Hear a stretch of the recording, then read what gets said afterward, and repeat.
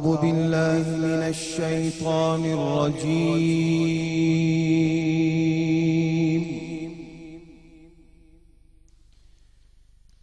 بسم الله الرحمن الرحيم.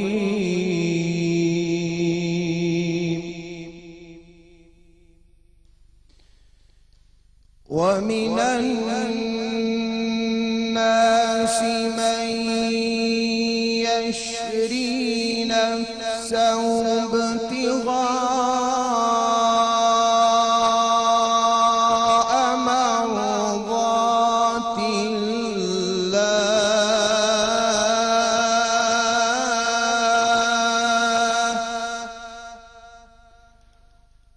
والله رؤوف بالعباد.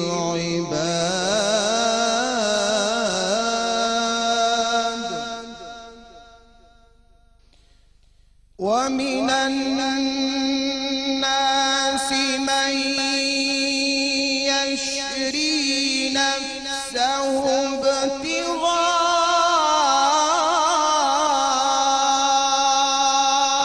مرضات الله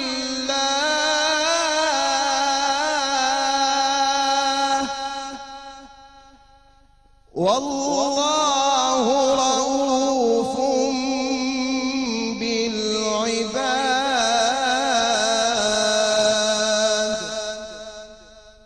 ترجمہ سورۃ البقرہ آیت نمبر 207. اور اس کے برعکس لوگوں میں کوئی شخص ایسا بھی ہوتا ہے جو اللہ کی رضا حاصل کرنے کے لیے اپنی جان بھی بیچ ڈالتا ہے، اور اللہ بندوں پر بڑی مہربانی فرمانے والا ہے. بسم اللہ الرحمن الرحیم.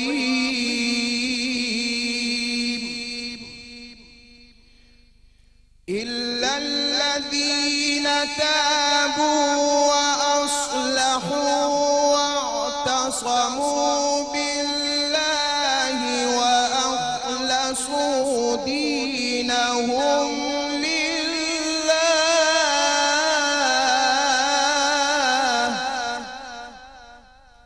وأخلصوا دينهم لله فأولئك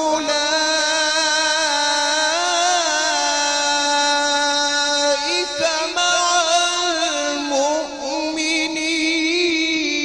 المؤمنين وسوف يؤتي الله المؤمنين أجرا عظيما. ما يفعل الله بعذابكم إن شكرتم وآمنتم وكان الله شاكرا عليما. ترجمہ سورۃ النساء آیت نمبر 146-147. مگر وہ لوگ جنہوں نے توبہ کر لی وہ سنور گئے، اور انہوں نے اللہ سے مضبوط تعلق جوڑ لیا، اور انہوں نے اپنا دین اللہ کے لیے خالص کر لیا، تو یہ مؤمنوں کی سنگت میں ہوں گے، اور ان قریب اللہ مؤمنوں کو عظیم اجر عطا فرمائے گا. اگر تم شکر گزار بنو اور صحیح معنی میں ایمان لے آؤ تو اللہ تمہیں عذاب دے کر آخر کیا کرے گا. اللہ بڑا قدردان اور سب کے حالات کا پوری طرح علم رکھتا ہے. صدق اللہ العظیم. بے شک. بسم اللہ الرحمن الرحیم. السلام علیکم. اے پلس اور اے ٹی وی کی سحری ٹرانسمیشن رمضان عشق ہے میں آپ کو خوش آمدید کہتی ہوں، اور دعا یہی کہ آپ کی ہر روز کی طرح ہر سحری اور ہر افطار اللہ تعالیٰ سے قربت اور اس کے نزدیک جانے کا ایک ذریعہ اور باعث ہو. ہر روزہ جو ہے وہ ہمیں زیادہ سے زیادہ گناہوں سے دور لے کے جا سکے. ابھی جن آیت کریمہ کی تلاوت کی گئی، اس کے علاوہ قرآن حکیم میں بے شمار اور ایسی آیت کریمہ ہے جن کے ترجمے پہ اگر ہم غور کریں تو ہمیں پتہ چلتا ہے کہ اللہ تعالیٰ اپنے بندے سے جو حقوق اللہ کا جہاں پہ ہم بات کرتے ہیں، تو ایک حق اللہ تعالیٰ نے جو اپنے لیے مانگا ہے وہ یہ کہ اس کے علاوہ کسی کو عبادت میں شریک نہ کیا جائے، شرک جسے کہ ظلم عظیم کہا گیا۔ اور وہ یہ معاملہ ہوتا ہے کہ جب ہم اللہ تعالیٰ کے علاوہ کسی اور ہستی کسی اور شخص، بھلے وہ بت ہے یا بھلے وہ کچھ اور ایسا ہے جس سے ہم یہ امید توقع لگاتے ہیں کہ وہ ہمیں وہ سب کچھ دے سکتا ہے جو کہ صرف ذات باری تعالیٰ کی طرف ہے، جیسے رزق، عمر، بیٹے، اولاد، زندگی، صحت، اس طرح کے معاملات جو کہ اللہ تعالیٰ کے قبضہ قدرت میں ہے، جہاں پہ ہمارا ایمان ہے کہ ہمیں جو ملتا ہے وہ اپنے رب کی طرف سے ملتا ہے۔ اس کے ساتھ ساتھ ایک اور معاملہ بھی ہے جہاں پر ہم عبادات تو اللہ تعالیٰ کی کرتے ہیں لیکن کرتے لوگوں کو دکھانے کے لیے ہیں۔ یہ وہ معاملہ ہے کہ جہاں پہ اخلاص میں، ہمارے خلوص میں کھوٹ آ جاتی ہے، اور اس کھوٹ کا نام ریا ہے۔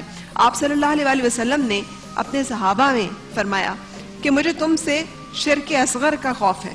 تو صحابہ کرام نے پوچھا کہ یا رسول اللہ صلی اللہ علیہ وآلہ وسلم یہ شرک اصغر کیا ہے؟ تو آپ صلی اللہ علیہ وآلہ وسلم نے فرمایا ریاکاری۔ ابھی وسلم کی حدیث مبارکہ سنی ہے کہ انما الاعمال بالنیات، کہ اعمال کا دار و مدار نیتوں پر ہے۔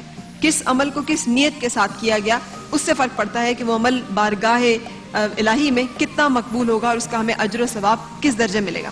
آپ صلی اللہ علیہ وآلہ وسلم کی حدیث مبارکہ بھی یقیناً آپ کے ذہن میں ہوگی، آپ نے سنی ہوگی، جس میں صحیح مسلم کی یہ حدیث سے روایت ہے کہ ایک بہت عالم شخص جس کے علم کے لوگ قائل ہوں گے، پوری دنیا میں اس کا چرچا ہوگا، بارگاہ الہی میں پیش کیا جائے گا اور اس سے پوچھا جائے گا کہ تمہیں اللہ تعالیٰ نے اتنا علم دیا، اتنی فضیلت دی، تو تم نے کیا کیا؟ اور تو وہ کہے گا کہ میں نے اس علم کو لوگوں کی ہدایت کے لیے استعمال کیا اور سیکھا۔ تو جواب آئے گا کہ نہیں، تم نے یہ علم اس لیے سیکھا اور اس لیے اس کو بیان کیا کہ لوگ تمہارے بیان کی تعریف کریں اور لوگ تمہارے سے مروب ہوں اور لوگ تمہیں بہت بڑا عالم سمجھیں، تو وہ کیا گیا اور اس شخص کو گھسیٹ کر جہنم میں ڈال دیا جائے گا۔ اسی طرح سے ایک شہید پیش ہوگا بارگاہ الہی میں اور پوچھا جائے گا کہ تمہیں اللہ نے صحت دی، طاقت دی، مال و اسباب دیا، تم نے اس کے ساتھ کیا کیا؟ تو وہ کہے گا یا الہی میں تو اپنی جان تک لٹا دی میں نے تیرے لیے۔ تو جواب آئے گا کہ نہیں، تو یہ چاہتا تھا کہ لوگ یہ تیری شجاعت کو داد دیں اور تجھے ایک بہادر کے لقب سے جانا جائے، تو جانا گیا اور اس کے ساتھ اس کو بھی جہنم میں ڈال دیا جائے گا۔ تیسرا ایک ایسا شخص جو اپنے غنا میں مشہور ہوگا، وہ سخاوت کی وجہ سے جانا جاتا ہوگا، وہ اللہ کی بارگاہ میں پیش کیا جائے گا اور اس سے بھی یہی سوال کیا جائے گا کہ تجھے اتنا مال و اسباب عطا ہوا، اتنا کچھ ملا، تو اس کے ساتھ کیا کیا؟ تو وہ جواب دے گا یا الہی میں تو لوگوں میں لٹاتا رہا تیرے نام کو۔ تو جواب آئے گا نہیں، میرے نام کے لیے نہیں، میرے لیے نہیں، بلکہ اس لیے کہ تو لوگوں میں سخی کے نام سے جانا جائے، تو جانا گیا اور اس کو بھی جہنم میں ڈال دیا جائے گا۔ اب یہ تین شہادت کے مرتبے سے بڑا کوئی اور مرتبہ اور رتبہ نہیں ہے، علم کے فضیلت سے بڑھ کر کوئی اور فضیلت اور بڑائی نہیں ہے، سخاوت سے بڑھ کر کوئی اور نیکی نہیں ہے۔ تو ان تینوں اعلیٰ درجے کی جو نیکیاں ہیں ان کے کرنے والوں کے ساتھ بھی اگر صرف اس معاملے پہ کہ وہ دکھاوے کے لیے کیے گئے معاملات اور اعمال تھے، اللہ کی بارگاہ میں قبولیت کا شرف حاصل نہیں ہوگا، تو پھر ہمیں اپنے معاملات پہ اور اپنی عبادات پہ بہت غور کرنے کی ضرورت ہے کہ ہم کہیں اپنے اعمال کو ضائع نہ کر دیں۔ اور آپ صلی اللہ علیہ وسلم کی حدیث مبارکہ ہے کہ اپنی نیتوں میں خلوص پیدا کر لو، تمہارا تھوڑا سا عمل بھی تمہارے لیے بہت کافی ہو جائے گا۔ آج ہم اسی چیز کا تذکرہ کرنے جا رہے ہیں جسے خلوص کہتے ہیں، جسے ریا کہتے ہیں، کہ یہ دونوں میں حد فاصل کیا ہے، ہم نے کیسے اس کو سمجھنا ہے اور کیسے اپنی زندگیوں پہ اس کو اپلائی کرنا ہے۔ آج میرے ساتھ اس میں جو شریک گفتگو ہوں گے معروف اسکالرز ہیں، آپ کی ملاقات رہتی ہے۔ ڈاکٹر جمیل راٹھور صاحب بھی تشریف لے آئے۔ ڈاکٹر صاحب آ جائیے سیٹ پہ تاکہ آپ سے ملاقات کا اور گفتگو کا آغاز ہو سکے۔ اس کے ساتھ ساتھ میرے ساتھ مولانا آزاد جمیل صاحب ہیں۔ السلام علیکم مولانا صاحب، کیسے ہیں؟ شکریہ تشریف لانے کا، اور بہت خوشی ہے آج آپ کے آنے کی۔ کافی عرصے سے میں منتظر تھی کہ کوئی خاتون اسکالر بھی، آپ ان سے بھی ملنے کا اتفاق ہو۔ سو میرے ساتھ ثروت عسکری صاحبہ ہیں، آپ اسکالر ہیں اور شعبہ تدریس سے وابستہ ہیں، خود بھی آپ بہت سارے اسلامی معلومات کے پروگرام جو ہیں ان کو ہوسٹ کرتی ہیں۔ بہت شکریہ تشریف آوری کا۔ ڈاکٹر بلقیس تو ہیں ہی۔ السلام علیکم۔ آج ہم کس چیز کے بارے میں آپ سے جان رہے ہیں؟ ہم زیتون کے بارے میں، زیتون کے فوائد اور زیتون سے کیا کیا ہو سکتا ہے، ماہ رمضان کے حوالے سے بھی بتاؤں گی، اس کے بعد بھی طب نبی، اور پھر خاص طور پہ ایک ایسا مبارک درخت جس کا ذکر قرآن حکیم میں موجود ہے، اللہ تعالیٰ نے جس کی قسم کھائی ہے۔ آپ اس کے ہمیں فوائد اور حکمتیں، فوائد بھی بتاؤں گی، چھوٹے چھوٹے چٹکلے ہی بتا سکتے، ٹائم اتنا نہیں ہوتا ہے، لیکن انشاءاللہ اس سے بہت زیادہ فائدہ ہوگا۔ بالکل صحیح۔ اور شیف سمینہ کیا بنا رہی ہیں؟ کیسی ہیں آپ؟ ٹھیک میں ٹھاک؟ بالکل اللہ کا شکر، آپ سنائیے۔ میں بالکل ٹھیک ٹھاک ہوں۔ آج ہم بڑی زبردست ایک ڈش بنائیں گے، سوس کباب۔ سوس کباب؟ سوس کباب بنائیں گے۔ ساس کباب کے سوس کباب؟ نہیں، یہ جرت میں نہیں کر سکتی۔ صحیح. آج ہم ساس کی شان میں نہیں کر سکتی کہ کباب کی شان میں نہیں کر سکتی. نہیں ساس کی ساس کی شان میں بالکل صحیح. ٹھیک تو میں ساس کباب بناؤں گی اور منٹ لسی بنے گی. منٹ لسی. جی واہ زبردست. کل مینگو لسی بنی تھی نا, بہت اچھی لگی سب کو. انشاءاللہ آج منٹ لسی بھی آپ کو بہت پسند آئے گی. یہ پودینہ اس کے اندر ہم ڈالیں گے نا تو یہ ہاضم ہے اور ہاضمے کے کام آئے گی. اور دوسری بات ہے کہ دہی کا استعمال ہے تو آبویسلی آپ کو انشاءاللہ تعالیٰ اور روزہ ایک بھی آئیڈیا ہی ہوتا ہے نا کہ خواتین کو آئیڈیا مل رہا ہے کہ اوہ اچھا چلو ہم یہ بھی سحری میں بناتے ہیں. بالکل بالکل اور جھٹ پٹ بنے گی جھٹ پٹ بنے گی. اور میرے ساتھ مکرم علی خان صاحب ہیں. کیسے ہیں مکرم صاحب؟ الحمدللہ بالکل میں ٹھیک ہوں. صحیح. اچھا ہم اپنی گفتگو کا آغاز کریں گے لیکن کچھ آپ سے اگر ایک حمدیہ کلام کی درخواست ہو جائے. بالکل, جو آپ کا انٹرو تھا اس نے کوائٹ میں نے جو سوچ کے آیا تھا وہ بدل دیا گیا. حضرت ابراہیم علیہ السلام یاد آ گئے کہ قل ان صلاتی و نسکی و محیایا و مماتی للہ رب العالمین. بالکل اپنی ذات کی نفی کر دی اور بالکل تو جینا مرنا بالکل اسی قرائے میں جو ہے مظفر وارسی کا حمدیہ کلام پیش کر رہا ہوں. آنکھ اٹھے تیرے لیے کھلتے ہیں لب تیرے لیے. آنکھ اٹھے تیرے لیے کھلتے ہیں لب تیرے لیے. میرا جینا میرا مرنا میرے رب تیرے لیے. اللہ اللہ اللہ اللہ میرے مولا میرے داتا. مسجد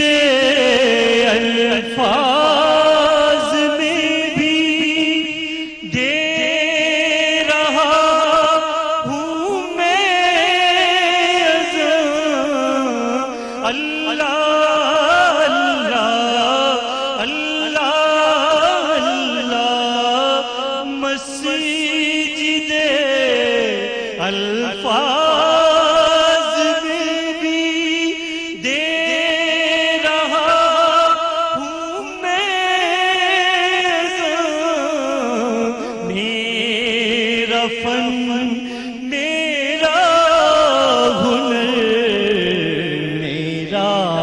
ادب